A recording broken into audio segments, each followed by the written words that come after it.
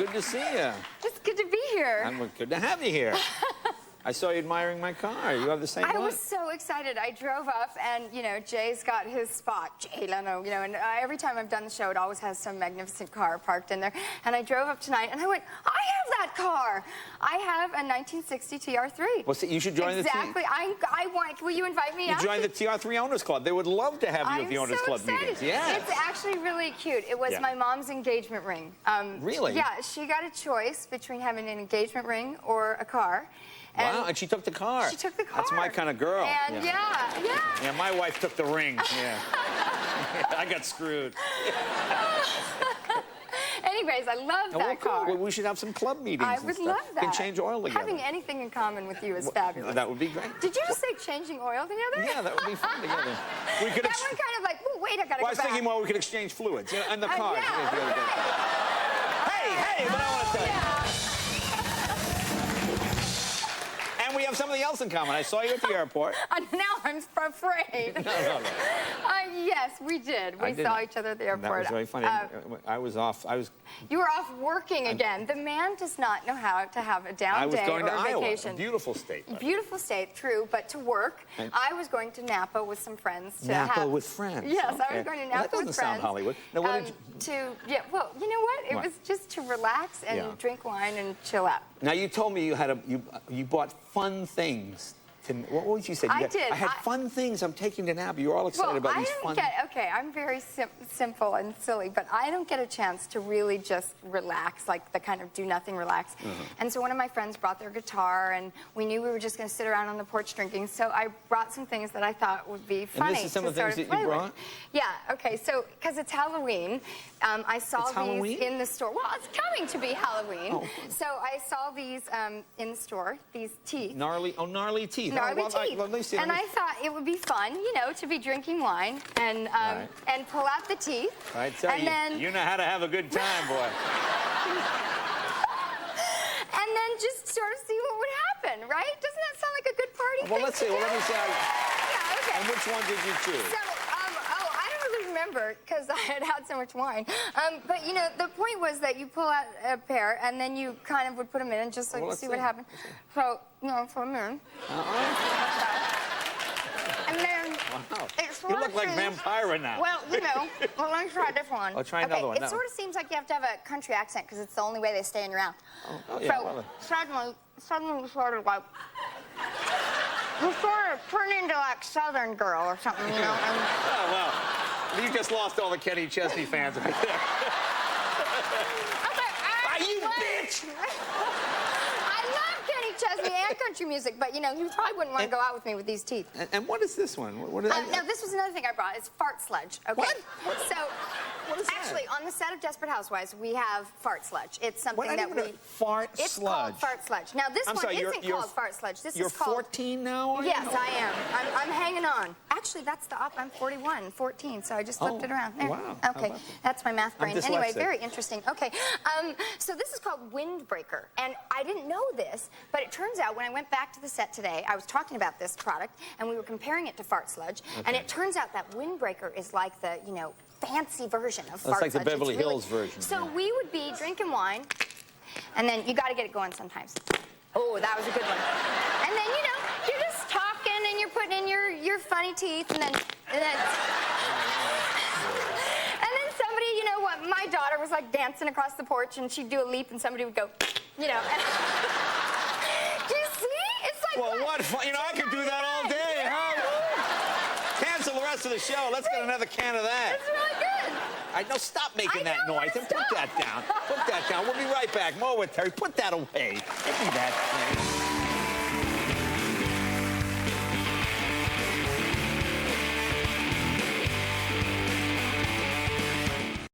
thing. Welcome back. Talking with Terry Whoopee Cushion Hatcher. Now, now I heard you went camping over Labor Day. I did. Now, is this like Four Seasons camping? Oh, no. This is me and my Scooby-Doo van that... You still have that piece of crap van? How old is that thing? It's a 78 VW bus, and I love it. I actually just got it repainted, and I love it because it's just the one single thing about it is it drives at most 35 miles an hour up a hill. Really? And yeah, and it just makes you slow down, and I think we all need that in our life. You know, something that just makes you slow down. So that's why I went camping. You drove that to the campgrounds. What, I took about did. 6 weeks to get there? It did. I went out to Cayucas, Cambria, and San Simeon, which I love. On Labor Day weekend? Yeah. That's like the busiest day of the year. Why would you go camping on the busiest day of the year? Well, because it was the only time I could go. Oh, okay. And and I did think that I wasn't. I looked online a couple because I never can make any plans because I never know when I'm working or whatever. So you know, you have to book campsites like whatever months in advance to years to go. So I couldn't get one. So I actually stayed with these organic farmers in Paso Robles one night, which was. When you stayed with these organic farmers? Well, I parked on their lot. You know, I mean on their farm. They let me. I knew them, and I couldn't find a place. How did you know the organic? I know Kevin knows a lot of organic farmers, but how do you know them? I just knew them through some chef cook friends of mine. Oh, chef cook friends. Chef okay, cook so friends of you mine. stayed in your van on their property. I did, and then the next morning I drove out to the beach and I learned how to surf. That was actually hadn't surfed up to this point. never had surfed, so I had my wetsuit and I was out there surfing. I was afraid. And where do you put the wetsuit wetsuit on? In the VW van? In the VW van. Isn't that a little tricky to get on? No, it has a push top up thing. Oh, okay. Yeah. All right. So no, it's like a home. I mean, little. But Did you ever make it to the campsite? I did. So I had driven all the way out. It was too far back to the farm, and I went up with the long shot. I went to the ranger at San Simeon, and I drove up, and I said, you know, is there any chance anybody canceled? Really? Hi, I'm a TV star. Any chance I could... No, I did not do that. Did you do this? Any no, I chance? didn't, because I don't have as cute of a chin as you. Anyways, I got the last campsite, so I got to go camping there. The last campsite. But What is that like? There's literally, it's actually funny. I don't know, who camps? Does anybody go camping? Yes.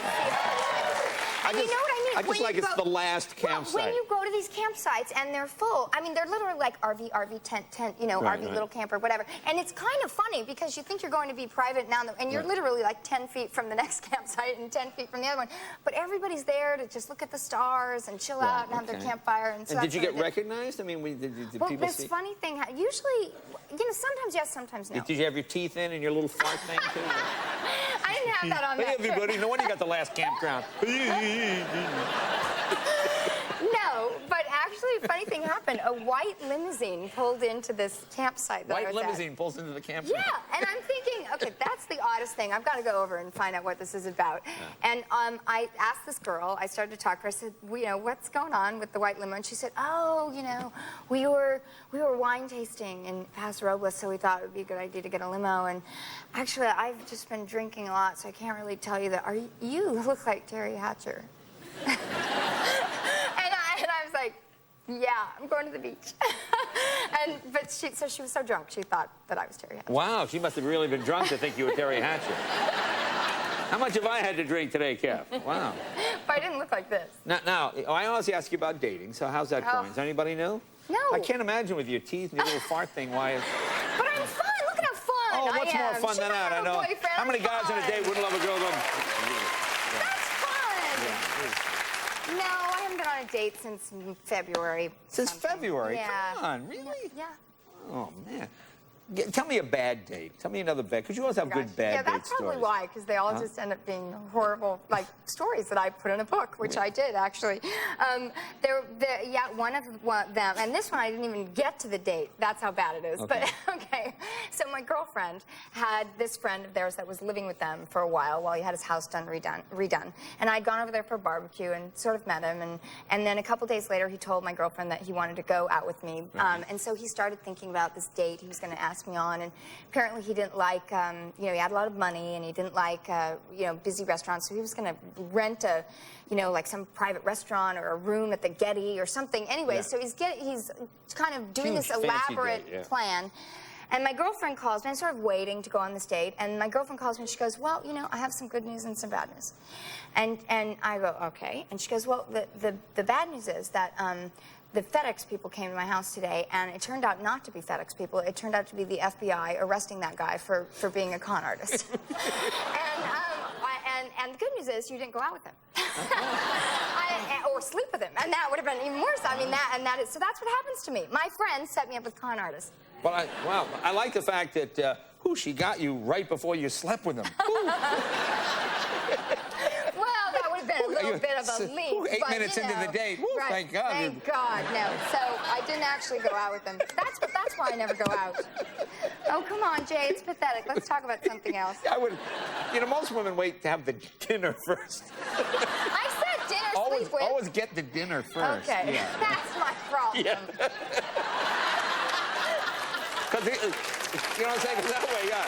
So you think... Oh, my God. Because that way, if he's a bad lay, at least you got dinner. Now, Desperate Housewives starts this Sunday. Yes, this Sunday, okay, now, 9 o'clock. what can we look forward to? Give me some... It's such a great season. I'm just so excited for the What are audience. some surprises? Let's see.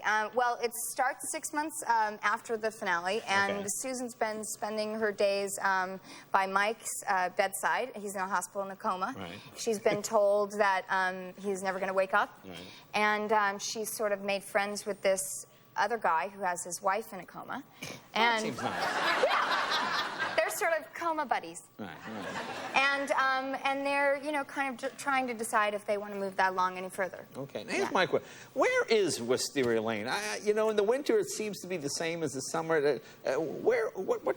That's part of the mystery of it. What state is that? that? There's no weather. There really is no weather. There's no weather, is there? And you know, we shoot in the rain, and they make it look like it's not raining. And then in the winter, we wear little T-shirts, and you know that's hard. In the winter, you wear little T-shirts. Little T-shirts, and then it's cold outside, and then yeah. you know what happens to your upper body on a woman. and then they go and digitally remove that. You know, They so digitally remove it? Whose job is that? I love that job. I don't know. Apparently, they spend thousands of dollars doing that. Wow. But it's really on Universal. It's a beautiful place to work. All right. Well, Teri, always a pleasure. Teri Hatcher, be right back with John Heater right after this.